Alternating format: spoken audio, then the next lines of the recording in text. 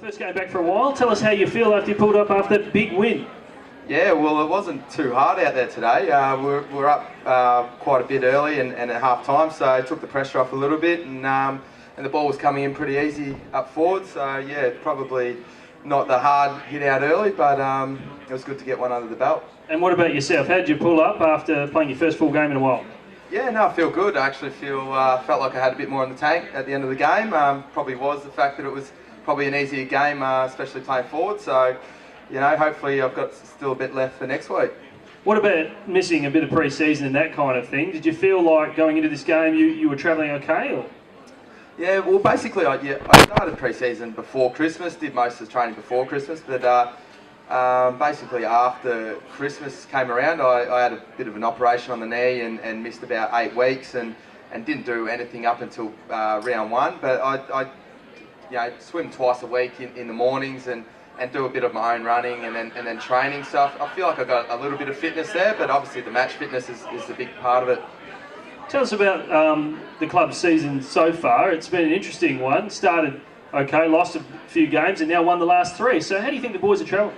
Yeah, well, we were never really panicking about the situation. I have full faith in the squad we've got here this year, and I think that we can definitely challenge for not only a flag, but that definitely should be in the finals this year. And if we don't make the finals this year, then we're probably underachieved. So we're always confident in what we've got here, and we also get a lot of help from the AFL boys.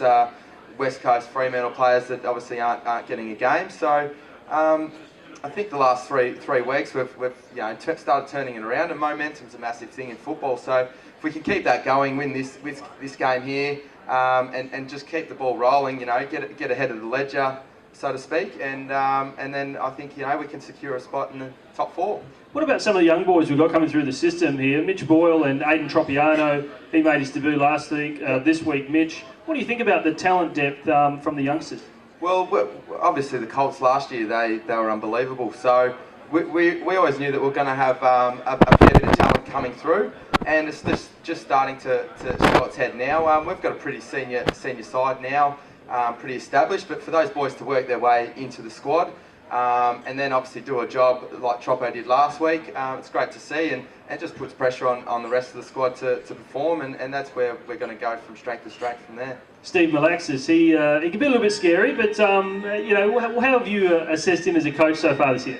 Yeah, well, I'm pretty familiar with Stav from when I was at Fremantle, so I'm pretty comfortable with his coaching style and the way he is anyway. So, but I think he's done a great job. He's definitely got the boys going, obviously, in the last 3 weeks, and as I said, he hasn't panicked at any stage. He's got full confidence in the squad as well, and he knew that if we just kept working hard on the training track, working hard in the games, that we're going to start seeing results, and that's how it's turned out. Last question, Ryley. You had a good game today, pulled up well. How far away from a league start? Well, yeah, that's probably up to Big Stabber's call there, so we'll wait and see what he thinks, but it's just it's obviously a process, and I understand the situation, so I've just got to obviously play as well as I can in the twos, and whenever they say you're right to go, then I'm right to go.